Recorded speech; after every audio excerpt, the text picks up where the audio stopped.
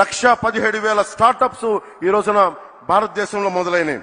అందరినీ కలుపుకొని అందరితో కలిసి అందరి సహకారంతో ముందుకెళ్తున్నామని భారతదేశం ప్రధానమంత్రి గారి నేతృత్వంలో ఉంటే కేవలం వైఎస్ జగన్ తన పార్టీ మనుషులు తన మనుషులు తప్ప మొత్తం 5 కోట్ల మంది ప్రజల్ని హింసించే పరిస్థితుల్లో నేను ఒకటే ప్రధానమంత్రి గారిని కోరుకున్నాను. నేను చేతులెత్తి నమస్కరిస్తున్నాను. మీ ఆశీస్సులు కావాలి. మేము ఈ విష గడియల నుంచి మేము కూడా మీరు కన్న కలలో అమృత గడియల్లో మేము ప్రవేశించాలి, మీరు కలిసి తీసుకెళ్ళండి అని వేడుకున్నందుకు, వారి పెద్ద మనసుతో అంగీకరించినందుకు మనస్ఫూర్తిగా నేను హృదయపూర్వక కృతజ్ఞతలు తెలియజేసుకుంటూ, ప్రధానమంత్రి గారి గొప్పతనం గురించి తెలియచెప్పాల్సిన అవసరం లేదు. ప్రధానమంత్రి గారి కళ 400 పార్లమెంట్లు పైన కొట్టాలి. దాంట్లో భాగంగా మేమందరం ఎన్డీఏ కూటమిగా దక్షిణ భారతం ఆంధ్రప్రదేశ్ నుంచి ఒక పార్లమెంటు సభ్యులే కాదు, ప్రధానమంత్రి గారి కళ కోసం భారతదేశాన్ని సూపర్ పవర్ గా తీర్చిదిద్దే క్రమంలో మా ప్రాణాలను కూడా మీ కళకి మేము అర్పిస్తాం. నా ప్రాణాలని కూడా మేము మీకు అర్పిస్తామని తెలియజేసుకుంటా ఉన్నాం. స్వామి వివేకానంద గారు ఒకటే కోరుకున్నారు, 100 మంది ఇవ్వండి అని చెప్పి ఈ భారతదేశాన్ని మారుస్తానని. ఆ కళలు చిన్నప్పటి నుంచి కళలు కనేవాడిని. ఒకళ్ళు వస్తారా అని.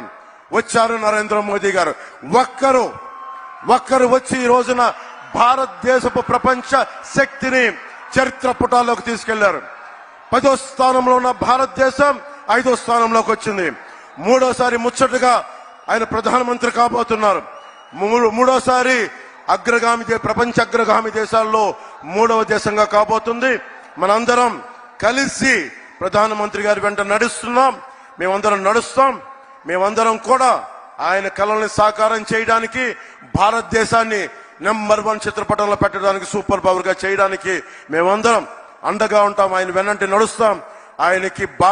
ఆయనతో పాటు కలిసి అడుగులేస్తామని తెలియజేసుకుంటూ, మన కూటమి ప్రభుత్వం వస్తుంది.